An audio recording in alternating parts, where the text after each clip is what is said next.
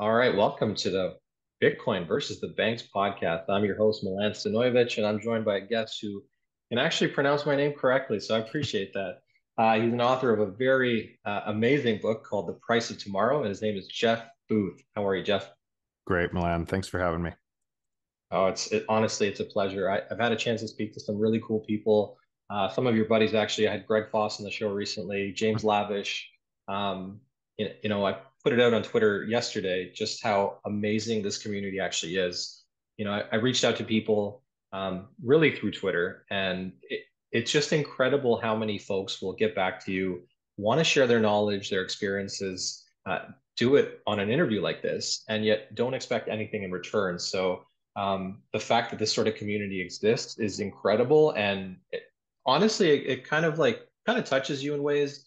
And we always say Bitcoin is hope, and I feel like that sort of transcends into the group itself. So obviously, that applies to you too. So thank you again for being here. Thanks. So I imagine some of our audience here is familiar with you, but for those of you that don't know who Jeff Booth is, can you give us a little rundown? Just that. Easy. Just an entrepreneur, always been an entrepreneur, kind of thinking potentially differently how to use technology to create something that's better. And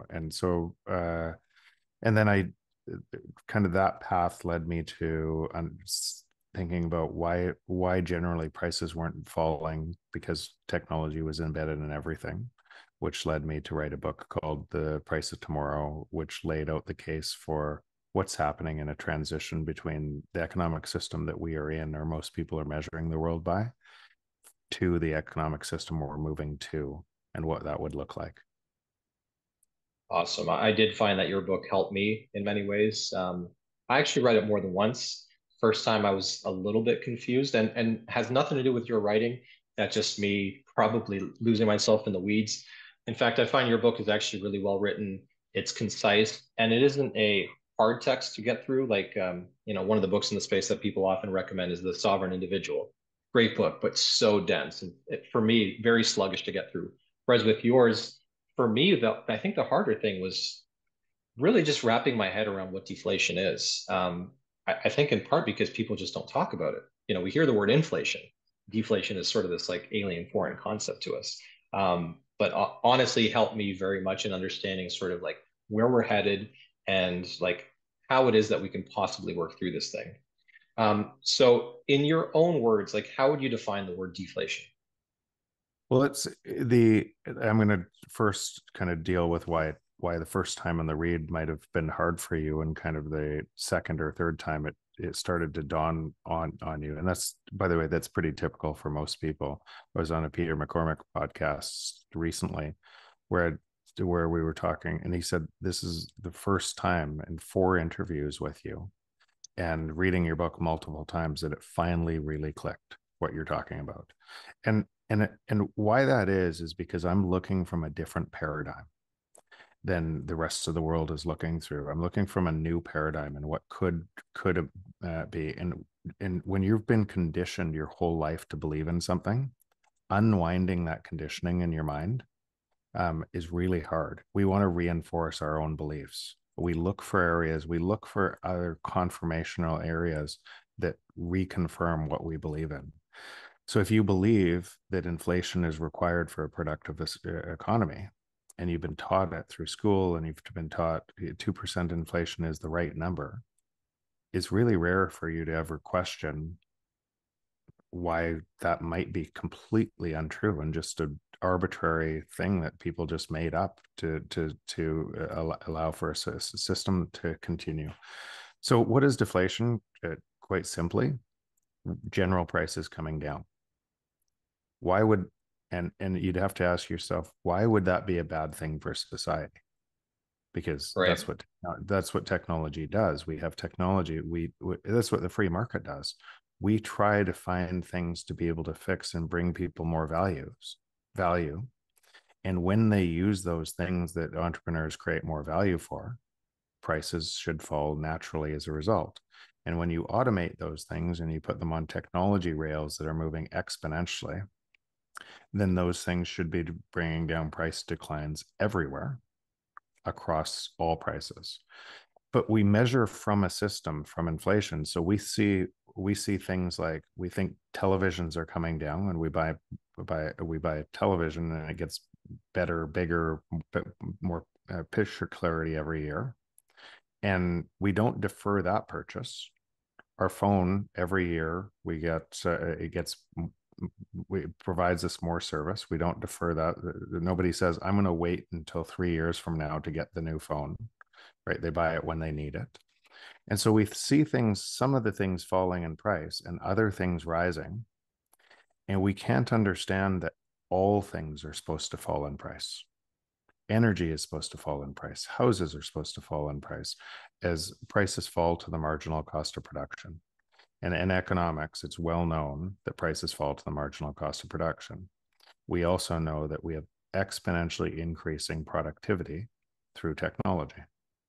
So if you just take one and two together, then and on a first principles basis, what that would mean, what it would categorically mean, is prices should be falling exponentially to society. And what it should mean is you should be able to work less each year and get more. That's what it should look like. But we live in a system that the credit-based system cannot allow that deflation to happen. So we've been conditioned and scared that deflation is a bad thing. We look back to the 1930s and we say it's deflation that is the bad thing. It's a deflation and without realizing what the cause of the Great Depression was, a credit bubble that couldn't be repaid, that had to be reset, and that's what caused the deflation. And what people think is there's a parlor trick that you can keep on manipulating money to defer that forever, and you can't. And so eventually that comes to bear, and governments are kind of left on a hook of changing the monetary supply forever at an ever increasing rate to try to kick that can down the road, which only makes the problem bigger.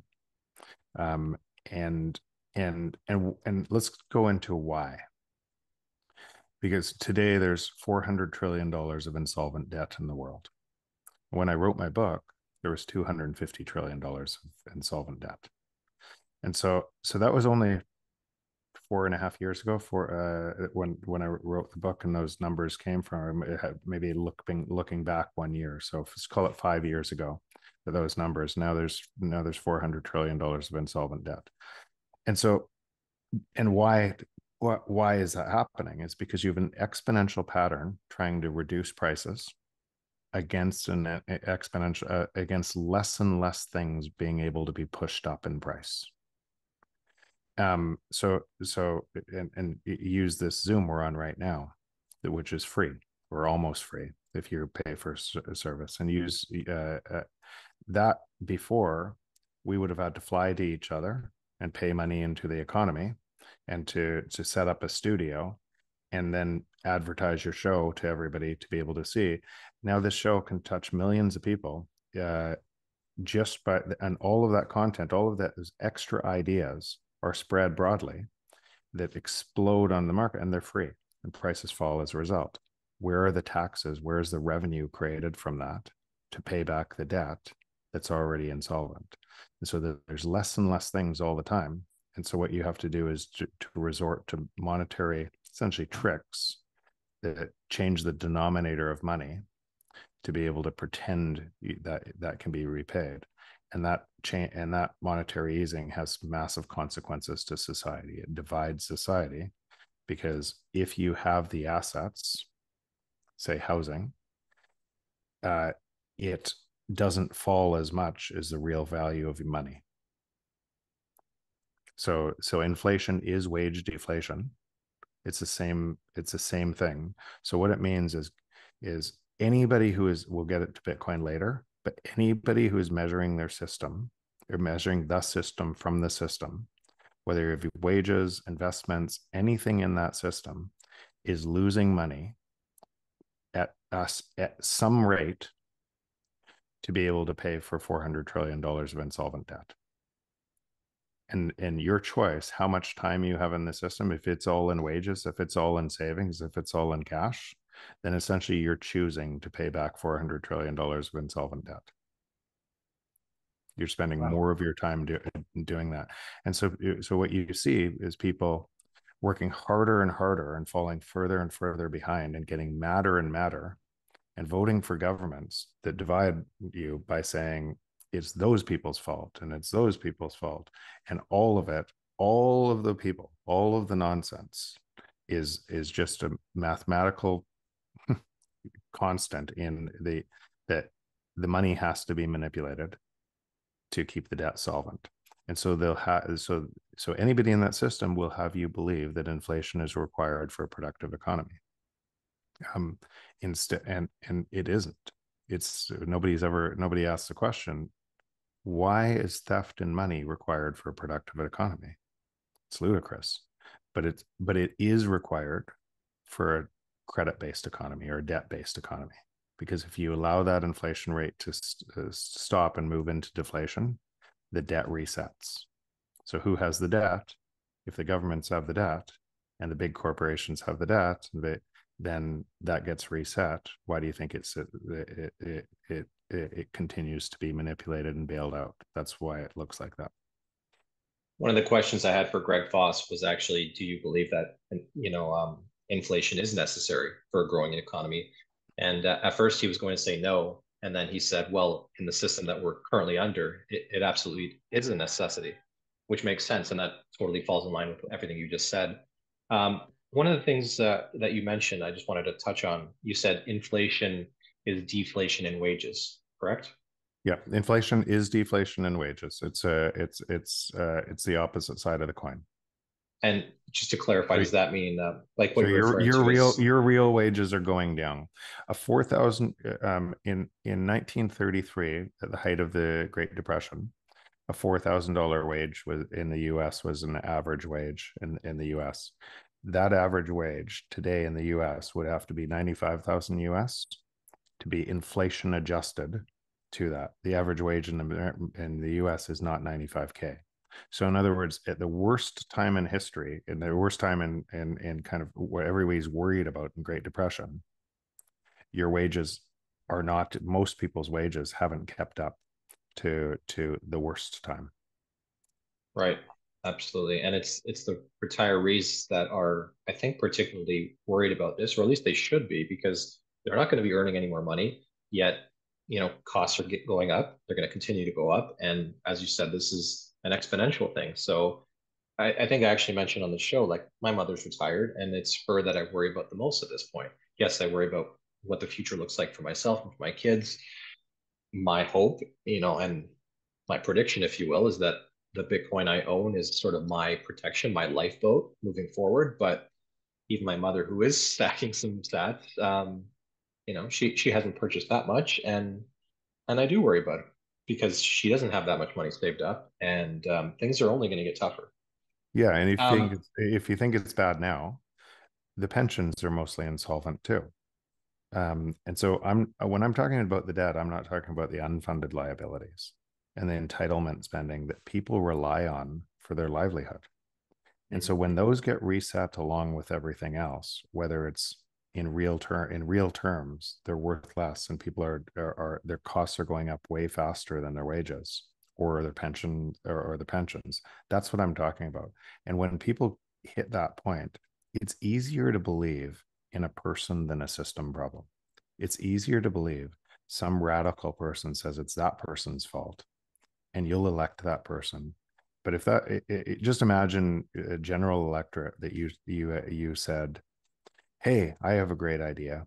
Next year, your income is going to come down, but go up in real terms. In other words, that your purchasing power is going to be more." Nobody would vote for that person. They'd think they're a lunatic. And so we Sounds wouldn't weird. exactly. So we would not vote for the thing that's true. We would vote for for the system that's lying to us by manipulating our real wages and savings. And so when you realize that, you realize how much the system bias and everybody in the system are reinforcing the system and yelling at each other within the system to say my idea is better than your idea and everything else, and it just all can't, it can't be solved. That system, that parallel system that is Bitcoin, is repricing that entire system. Do you think that the heads of state, people that are, higher up in power, like are they aware of this, or are we all sort of disillusioned? So I would I would categorically say no. Are some aware of how bad, but it is, yes. But but they, because I know many of these people and friends, and it is as hard for them to understand as it is you first time you read my book. Because they've lived their success inside the system relies on the existing system, and it's really hard to question your beliefs, especially if your beliefs got you to where you are in that system today. It's easier to say, well, there's no other choice, I have to do this to help those other people who are less fortunate. It's easier to believe that than to realize I'm living in a system with a lie.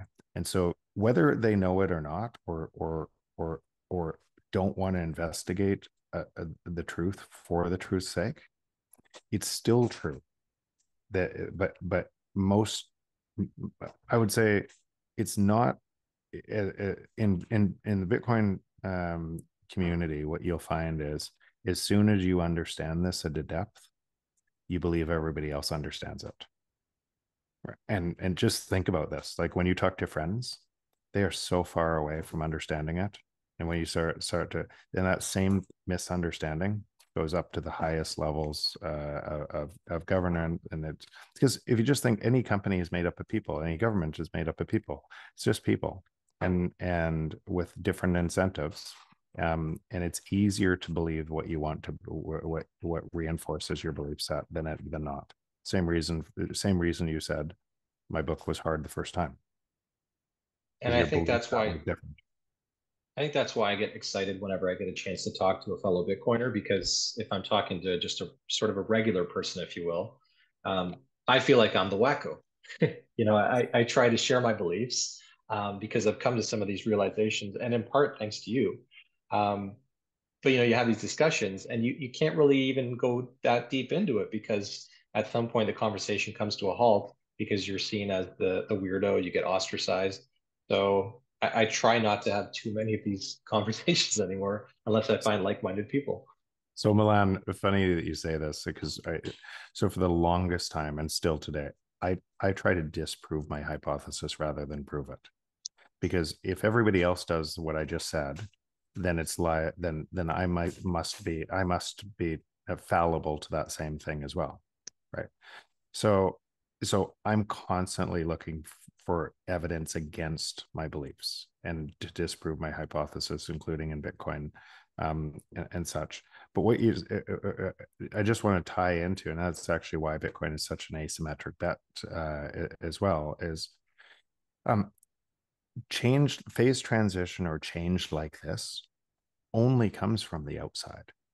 It has to be so different from the existing system. It has to be different, and that could leave one of two really two outcomes. You are crazy. I am crazy, right? And you have to say this: if are all these people and me crazy? Like, do we actually get it, or are we just that early and very few people do? And but change like this, and whether it's Galileo looking up at the night sky and saying, wait, Copernicus was right, and what that would have looked like in his time against standing up to the church and state, which is a different narrative. If you imagine what that would have looked like, it would have looked very different to what we take for granted today.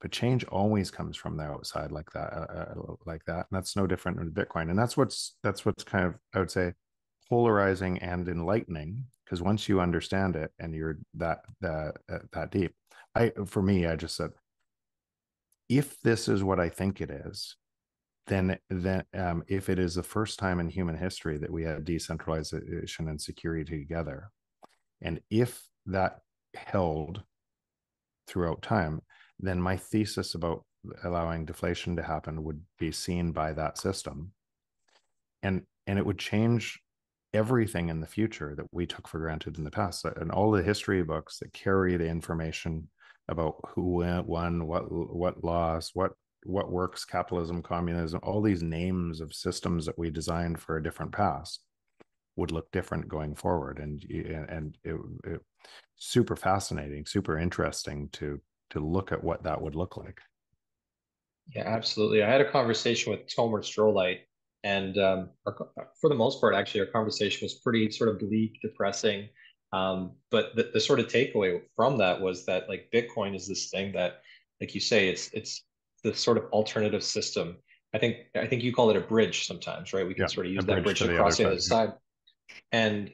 And I mean, I concur with that. Like I see it as this tool or this technology that allows us to transition into a world where in a way, life gets simpler. Perhaps we go to, let's not say the gold standard, but somewhere where money starts to make sense again. And like you said, we can start to measure things appropriately. Because at this point, um, things like GDP, in a way, mean nothing. You know, Nothing. right? Nothing. But again, what's in so where's the calculator app in your GDP? Where's the Zoom call in GDP? Where are all the photos you take in GDP? The point is prices falling to the marginal cost of production when the marginal cost of production is a line of code is zero, and it isn't in GDP. And if you require increasing GDP to be able to pay back insolvent debt, then what it means is manipulating the money. So more and more things that we need are expensive. So, oh, we don't have bad inflation if you take out housing, food, and energy. Like, I can't believe that policymakers would say something as stupid as that. If you take out the things people need the most to live, then inflation isn't as bad as we think. Like it's so ludicrous. But again, that comes from measuring from within a system that it's checkmate already. It cannot be saved. There's no chance because we have increasing productivity that is moving exponentially. It's going to make the debt reset faster, which is going to require more and more easing to pretend that it's solvent. And that easing is wage deflation or Now, savings deflation. in your book, you do talk about a number of technological innovations that are driving deflation. Can you just sort of touch very briefly on some of those? What I would just say is, and sure I could, but it's broad, it's in everything, and the truth is, since writing my book, what I realized is this has actually always been the case. The free market and technology innovation has always been deflationary, and we've always been in a system that's trying to stop that, or and for periods of time we would be on a gold-based system that would put the brakes on it, but then gold would get centralized. We'd go to war to try to reset that throughout time. And currency failures are a normal course throughout time. And when technology was moving slower, like in the Roman times, you might have a currency failure every 500 or 600 years. And now, if you look at currencies, how fast they fail, it's more like 50 years.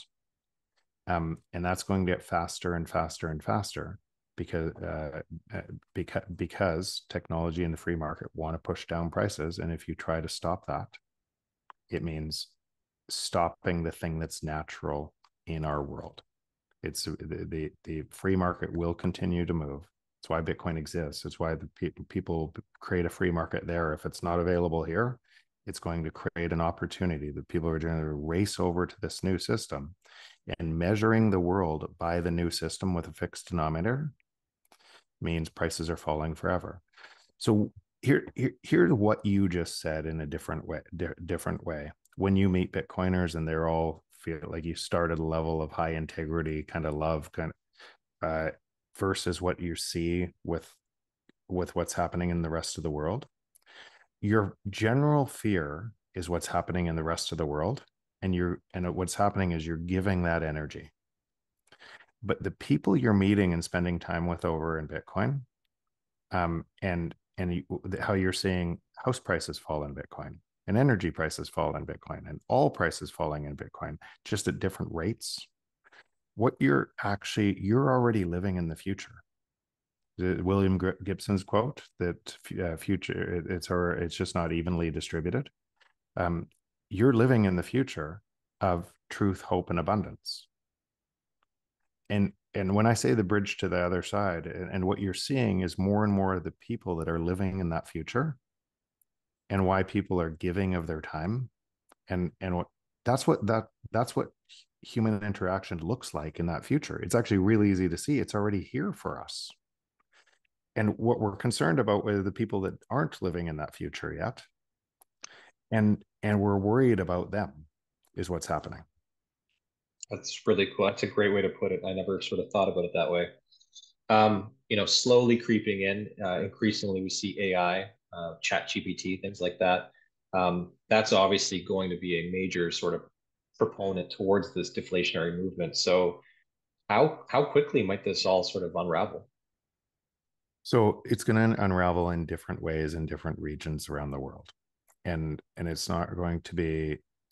First of all, anytime you're measuring a system like this, it's a nonlinear system, and you'll try to listen to people who are saying they're trying to predict a linear system, and other small little changes have massive effects out here.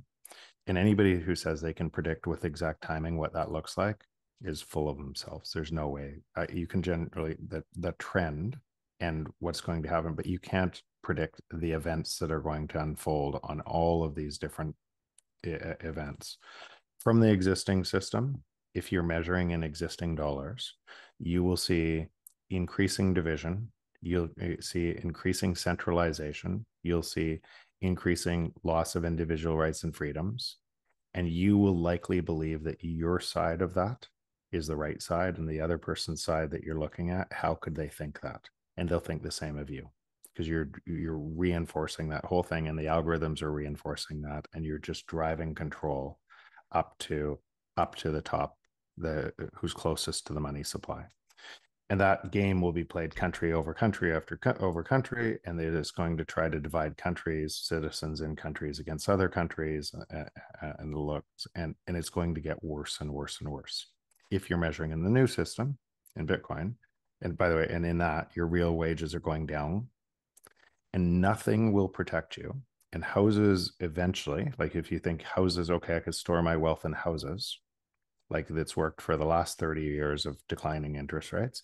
If you think you can just store your wealth in houses, then as a CBDC comes to be able to take that financial control, the next step of the CBDC is pressing a button and redistributing your house to somebody else, because it's the only way to pay back the debt. The debt can't be repaid. And as you drive distortions in us versus them, all of the middle class and lower class getting poorer and poorer and poorer through their wages and savings getting declined, and the super elite class that has all the assets. The next step is to remove that, because there's a way bigger majority to be able to take that, and that'll be easier to do through CBDC once people are conducting on that. All the while, Bitcoin will continue. And if you're measuring that system, it'll do exactly what I said. Prices will keep declining. The innovation is going to continue there. More and more business is going to move there onto second and third layers, and all of the opportunity that comes on top of essentially a peer-to-peer internet tied to money or tied to energy. So it's not tied to physics that you cannot change. A ledger that is on an honest ledger tied to energy, and all of the innovation that's going to move to there. And if you're measuring in that system, it's going to feel like everything's great or getting better and better and better each year. And you're measuring the other system, it's going to get worse. Inside that change, it's going to be erratic depending on which country. Some countries are going to try to stop this. Some countries are going to close on ramps. Some countries are going to accept it. So I can't say what it's going to look like in it, depending on where somebody is, but it's going to be volatile. I will give you a hint, just using other areas of the world to where it would go. if you looked at Argentina or Venezuela or Turkey today or Lebanon today, and you realize that there's not 100% Bitcoin adoption, then that means when your currency fails or you get rug pulled, there won't be 100% Bitcoin adoption here either. What it makes sense, right? So what it Yeah. means is all of your wages just got in Lebanon. Let's use all the banks closed, rewrite more zeros on the currency. All of the savings and wages got taken from the entire population. Now wages relative to the world are way lower, and business is going to race in and take advantage of that. And people are going to start over and say, "Oh, I'm winning again," only to be rug pulled again. And every time that transition happens around the world, it's going to create more and more Bitcoiners, but it's not going to create 100% Bitcoiners tomorrow. And why? Because our minds don't change fast enough to understand what's happening. We want to believe the existing system, and now the incentives accrue to now my wages versus the world are way lower, and now business comes in, and now I can make a whole bunch of money. And so I suspect that this is going to be a long transition.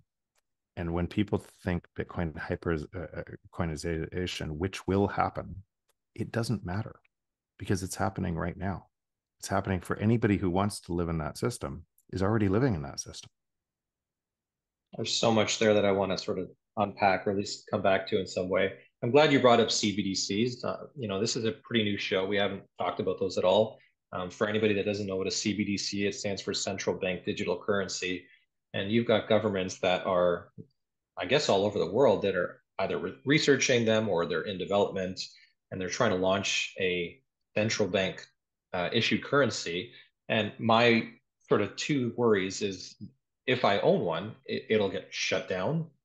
I might go out and buy whatever the food is at the local store, and if somebody at the store doesn't like me, my transaction gets canceled. It's either that or my assets gets frozen, and that's even more terrifying. Some of the stuff you just mentioned, like with regards to housing, I'd never even thought of. So, if you weren't terrified of CBDCs already, I think now you should be. Put it that way. Yeah, Um, all it is surveillance disguised as money. It's control disguised as money. It's absolute control disguised as money. that's a really good way to put it. Um, so you actually mentioned a couple countries there. Argentina specifically is one that comes to mind for me. Actually, Lebanon as well. There was that famous story of that woman who um, she went into a bank with a gun and Yeah. to rob the bank, but it wasn't like she was just taking out money. She was trying to get her own money out of that bank. Yeah. And it just shows you some of the inherent problems in these systems. I know that you're a man who's been fortunate enough to travel around the world quite a bit. So, what have you noticed as far as Bitcoin adoption is concerned? How is this movement growing? So what I'd start with is this, and I've traveled to 75 countries, maybe more than that, maybe more than that. So I've traveled a lot of different places. And what I would say is everywhere, if you actually get to the people, they're most people are beautiful people that just want a great life for themselves and their families. And so when you actually meet actually people instead of the bullshit that you hear through kind of our lens or their lens, those people, us people, and everything else, you see we're all the same. We're all virtually the same. It doesn't seem like that through their news media, but that's what it looks like. They're just beautiful people all over. What I see in Bitcoin is I see a 200, 300 million person country that's borderless. That those people are interacting right now, and I can interact with them completely outside of the existing system, and share value back and forth, and nothing can stop that. So that's going to get stronger and stronger. One thing about network effects, and I explain network effects in my book, and I'm kind of going to go two places on this. The definition of a network effect is when the network gets more valuable for all participants with every new addition to the network. So then it's important differentiation, really important, because I think people misunderstand it. So a telephone, think about your old landline telephone. A telephone is a perfect example of a network effect. If I'm one person with a phone, it's useless. It has zero value. If Milan, you and I have a phone together, now it has value for both of us. Add a new person, add a new node. Every new node makes it more valuable for all nodes. That's so 65, 70% of all value in technology stocks are created from network effects, because the internet itself it was exactly that. It created more and more nodes, more and more mines, all created on top of the internet that drove that. Now, if you centralize that because of money, so it creates this crazy centralization as well, because if Google's providing more value, more and more people on it, so more people go to it, creates more value. When it gets too big, if you centralize something, the network effect doesn't describe what I just said. Each new node, you have to, as a centralized actor, make choices to punish some people and favor some people. Make sense? Can you So, elaborate on that a little bit? so let's say Google saying what speech is valid and what speech is not valid, and I'm going to remove this in favor of this, because, or I'm going to give this an algorithm boost because Mm-hmm. this is more important to my company or my advertising model than this. That makes sense. Right. So once you centralize up, then the network effect starts to break down. You could say the same thing for Google. You could say the same thing for Facebook, all of these, but you could also say the same thing for the US dollar, because it has to choose. So the US dollar favored for a long time G7, the countries that it favored at the Mm-hmm. expense of the periphery. And as you revalue these currencies, we can buy their labor and materials really cheap to be able to fund this. But as more and more entry into this, say China, it gets harder and harder to do. And you have to start sacrificing first the periphery and then the core. And so the US dollar is undergoing that right now in making choices to try to defend that. And as the network effect starts to reverse. And so that's happening alongside this. And now you have Bitcoin, which, and why I said that specifically is, what if the network effect could go on forever? Because in Bitcoin, the network effect doesn't drive centralization, it drives decentralization. So all new nodes make that stronger and stronger and stronger in favor of humanity, because what it means is all of the economic action on there constantly innovates to be able to bring prices down, real prices down everywhere, and it's measuring that real price coming down, and it doesn't centralize like the existing systems. So now you carry that for how powerful that is, and why I specifically use that example when you said in regions. In some of these regions in the world, in tiny little pockets, Bitcoin has broad adoption, like Bitcoin Beach. It's a circular economy. And in El Salvador, in regions in El Salvador, well, not everywhere in El Salvador, in regions, you can use it way more. Now, network effects, if you're the only one who has Bitcoin and there's only one vendor in town that takes Bitcoin, then the vendor probably won't take Bitcoin for very long, because nobody comes to their store and cares. And so network effects like this typically happen on a localized region. As more and more people take it, more and more people use on the other side, and it becomes stronger and stronger. And so that's what you're seeing, because Bitcoin is global. It's a global payment rail. It's a global decentralized network. You're seeing pockets of innovation, and you're seeing pockets of these communities drive up. And in those pockets, super powerful. And if you're in one of the first world countries, or if you're in Canada or US, and you've always had access to payment rails and banking and everything else, and your system has been more stable than some of those regions, then you're likely to be biased to not believe this is as important an innovation it is. And it's a bottom-up innovation. So I suspect this is going to be the greatest wealth transfer the world's ever seen, from have countries to have not countries. because it just like so technology is always a bottom up innovation, and it's very rare that the technology leader at the time, or the company leader at the time, if we use Blockbuster, Netflix as an example, or Kodak and photos today as an example, the monopoly rarely sees what's coming because it's not in their interest to see what's coming. And then what happens is it's used by the people who need it most, and they start innovating on it, and it becomes more and more popular, and it's a bottom up, and that drives that network effect, more and more nodes that once it starts can't be stopped. That's what's happening. So what you're describing sounds like obviously a very positive thing for the world. And I think sometimes we almost make it sound utopian in nature. And yes, it has all of these, we have this saying, Bitcoin fixes this. And I think it does fix so many things. Um, I think all of us need to be careful to not, make people assume that it's going to fix everything, that we will never have warfare, that poverty will never exist. But I think what you're getting at is that it can help lift people up.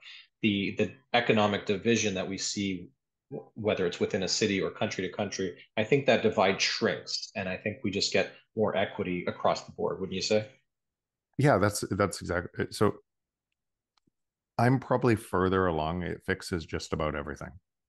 In I don't normally say that. Maybe this is first on a podcast. I say it closely because if you realize what it means in time, it does. Um, but by just saying that, you tune out most people who don't understand how important this is, and so then oh yeah, it just turns into an attack vector. So but if you realize how human action is around trading, and what money is in the beginning is allow you to trade, right? It's allowed you to divide your work to accomplish more, knowing that somebody else will do the work that you need, so that all of us win together, because we're all connected globally. Every single one of us is connected globally. So if you're actually taking people out and saying they don't matter from this because those people's labor doesn't matter, so we can get cobalt, so our cars run here really well. So what we have to do to electric cars, but to do that, we have to buy cobalt at $2 an hour for their labor, and extract it from somewhere else in the world for our lifestyle. We don't see that cost on people. Then these things get way worse. Inside this new system, you literally have prices declining on everything forever. That's hard to imagine. I mean, I understand it, but to envision that is next to impossible, at least for me, because again, because we're wrapped up in the system. Because you're measuring everything from a different system. And so you ask you, it's simple, why do eggs cost more today than they did 50 years ago? We have more technology in eggs. It's just a hen laying, right? It's chicken. So why we have Not a better egg. it's an egg. Like, why does it cost more? Right? We have better distribution. We have more technology. We have better ways to feed it. So it should cost way less. Why does it cost more? Only one reason: because we make it cost more, and then we make people work harder and harder and harder on a treadmill to make prices go up, because we can't imagine a different system where prices come down. It shouldn't look like that. It should look like prices keep falling, for forever. And when entrepreneurs can't make any more money in that, like an entrepreneur can't make money by selling oxygen to you right now, you would laugh if somebody said, I have an idea. I'm going to bring people around oxygen masks, and give them oxygen. You wouldn't fund that idea. Why? Because it's free. Is your life any worse because of the free oxygen? No. Exactly. It's kind of better. So the point is, as artificial intelligence and robotics move into our food systems, and also and drive that to free as well, or close to free, and then free, and that decentralizes around, so you don't have these massive track farming to protect a city that's protected by, because it can't fail, and you have to drive pesticide use to be able to make sure that it can't fail and everything else. The actual system in the world heals by a function that, what I'm talking about, the prices keep on falling. These things will be free. It reminds me of a conversation I Sorry, measured in Bitcoin. reminds me of a conversation I had with somebody close to me, actually, just maybe a week ago. Um, I think I had asked the question, like, is inflation necessary? And I think the point was brought up when people are working, there is, I guess we all expect that every year or every couple of years, our wages are going to go up. But if you are doing the exact same job, literally the exact same task, why is it necessary for your income to go up? Like, So it's necessary out of the existing system. Here's why. It's simple way to understand it. It's a simple way to explain it to others. If there's 8 billion people in the world and 8 billion monetary units, and you and Milan, you have two of those monetary units, and I have one of those monetary units, and then magically there's 16 billion instead of 8 billion monetary units, but you don't look at the ledger, you just look at your money. Then unless your two went to four, you lost money. But your two going to three, you'd think you're winning. Well, you still were losing money. That's yep. why it's a giant parlor trick. Now extend that, instead of talking about billions, which we can barely get our mind around, extend that to trillions and 400 trillion, and you realize the parlor trick has massive consequences. That's what's happening.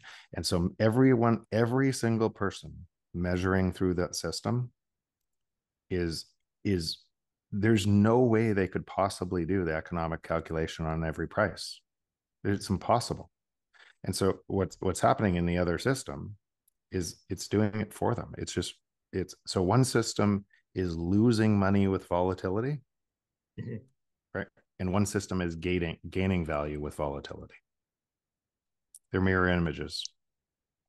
I'm having that sort of like mind blowing moment in my head right now. It's very much like the second or third time I read your book. Like honestly, your book and the Bitcoin standard, I think I've said this to people on the show, like gave me a complete paradigm shift. And it's that like aha moment you have where you go like, okay, the system that we currently live in is very flawed, screwed, I would say. And we're lucky in that we have this technology that you and I are both living through. We get to see its emergence. We get to see it thrive and grow. And honestly, I think we need to be sort of proud and take it with some humility. But I'm just so excited to see like where this thing goes because Oh, it's so freaking so cool. you mentioned talking to Tomer, and like what a fantastic human being and everything else. I can't believe though when you said that he isn't, when it was dark or whatever. I'm super optimistic. I can't believe I get to do what I get to do each day with the people I get to do that with. What I see in Bitcoin is the most intelligent, compassionate, most integrity people that I've seen, all building towards something that is uh, for the benefit of all of us. It's incredible. Yes, there will be fights within this and everything else, but that's actually what a free market is required to do. It's required to have different opinions. It's required to attack things that it doesn't believe in, and it doesn't mean one person's right or the other person right, but that decentralized, secure model that is in favor for all of us, that we can't change the rules. There can't be a better time to be alive. It's incredible. I agree with you. So I will just say, so Tolmer himself, super like totally positive guy. It was just kind of the nature of our discussion. We kind of discussed on sort of the nihilism that currently exists within people and all of the separation among people, the divisiveness, and things like that that you know we both recognize, but the again at the end of the day, we have this thing that we can sort of turn to and sort of helps uplift all of us. Yeah, So yeah. I think um that's the point. Everyone needs to see it in their own, and the way they come into it. it is less about Bitcoin and more about their view, right? Each person finds it through their own way, and they kind of see, at least at first, they see a piece of the network from their own view. It's almost a mirror reflecting back their own beliefs rather than what it is. It's an honest ledger. What would humanity look like on top of an honest ledger versus what would humanity look like on top of a dishonest ledger? Right. The reason I started this podcast was essentially to give people that aha moment, to help them in understanding what this technology is. As an educator, I understand that concepts can be difficult, especially if you don't have the vocabulary. So I try to bring people on here to make things relatable, to give them sort of bite-sized chunks and things. And that's why, we started off this thing with you defining what deflation is, because if people don't know what that word is, I feel like they kind of get lost in all of the jargon, right? Yeah. Um, but yeah, it's just incredible. Some of the stuff I've learned over these years. I've only been in the space for probably 2.5 years, but I could say I've probably learned and grown more as an individual in the last couple of years than I have I mean, certainly all the years I was in university, but way beyond that too. It's like I'm a new person. It's a forcing function. That's actually why I say that some of the smartest people I know are in this space, because you have to have massive curiosity and openness to be wrong, to admit, okay, this is something I thought was true before, and an ability to change your mind to be able to keep going in this space. Yeah, you have to be open to criticism. You have to be open to changing your views because that's how you grow as an individual. Yeah. Otherwise, you stay stagnant and it really doesn't get you anywhere, does it? Um, Last question I have for you. What aspect of Bitcoin do you feel like just isn't talked enough about, whether it's in podcasts and videos, just among people that you talk to? Is there something that you've sort of noticed in the space that just doesn't get enough attention? Not really. There's such a broad, diverse number of kind of different takes on this, from the security model to the impact to overall where society is going.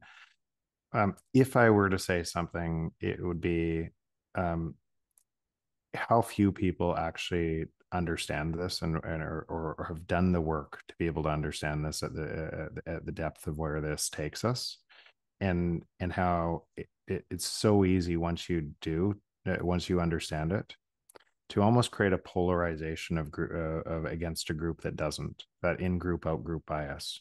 These people are the great people, those people are the bad people. So it's just as if that's easy for us to do as humans everywhere, then it's also easy to do in Bitcoin. And I see that in Bitcoin in the community, that in group out group bias. Instead of just realizing we're all people on this planet, we're all connected, and the people that don't understand this yet, it's just eventually they will, whatever path they take, but eventually they're going to understand it. And if you treated it that way, you'd meet them where they were instead of where you are. There was one question I meant to ask you. I totally forgot. What do you think is sort of the biggest hurdle to really to sort of getting the Westerners like ourselves into Bitcoin? Like, both of us are in it, obviously. But we're fortunate. We live in countries that Currency are failure. well, that's the thing is like, we deal with inflation, but what is it, 5%, 10%, whatever the number is that gets printed anyways, it's doable, right? We can manage. We have freedom. We're allowed to criticize politicians and not get arrested for it and put away without anybody knowing where we are. So, we live pretty good lives. There's a reason why people move to countries like Canada and the United States. So, what is it Wait, that's going to be the catalyst to really bring people in? Is it hyperinflation? so like I said, in Argentina, there's not 100% Bitcoiners. So that's not going to be a catalyst to bring all Bitcoiners as well. In fact, there's a whole bunch of people which will harden in their views, saying, I told you it's those rich corporations doing this. So we're going to elect somebody to redistribute that. We're going to elect a more socialist government to do that. So they will take a look at the data, not objectively, They will look at the data to confirm their previous bias. So that's why I said this is going to take a long time to be able to play out, because most people will fall into that trap. And meeting people where they are rather than where you are gives an increased opportunity for them to start to understand. So it's just but it's up to each one of us. The faster we move, I'll use something I've said numerous times. I knew this for a long time. I wrote a book, I wrote a book, and then I realized that after the book that Bitcoin, I thought at the end of the book that could be a path. What I realized over time is it's probably the only path that gets us to the other side, or it's the best path that gets us to the other side. That takes it as so. But then even after that, I was doing a lot of these podcasts, and I had just a certain portion of my wealth in Bitcoin. I was understood where I was measuring the world in Bitcoin, so I understood all this stuff, and I was teaching other people.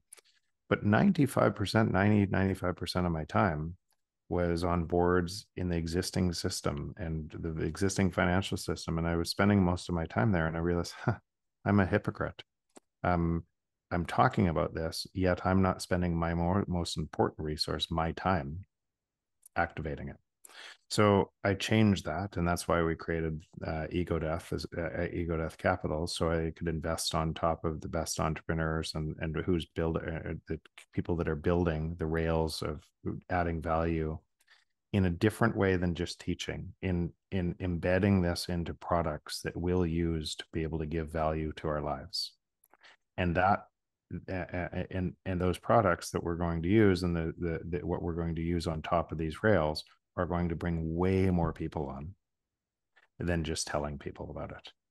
And so I shifted my time and my energy into the system more fully. And I would say for anybody who's thinking about this and still where I might have been 2 years ago, it was the best thing I could have ever done. It's almost something you do for free. It's so rewarding to spend time with these entrepreneurs and what they're building and what's happening, and to be able to see what's coming and and what's happening.